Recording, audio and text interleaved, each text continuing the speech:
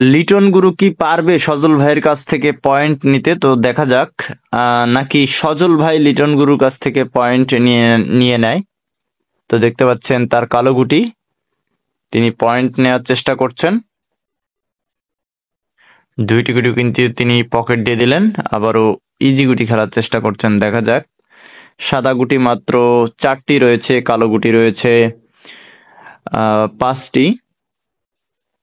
তো দেখা যাক, সজল ভাই সুন্দর একটি ইজি গুটি খেললেন, তিনি কি পারবেন পয়েন্টটা নিতে? কালো দিয়ে সাদা সেট খেলার চেষ্টা, দারুণ একটি সেট কিন্তু তিনি পকেট দিয়ে দিলেন। লাস্ট দুইটা গুটি দিতে পারলেই কিন্তু 10 পয়েন্ট। সুন্দর ফার্স্ট পকেট খেললেন এবং লাস্ট গুটিও তিনি ফার্স্ট পকেট খেলার চেষ্টা করছেন।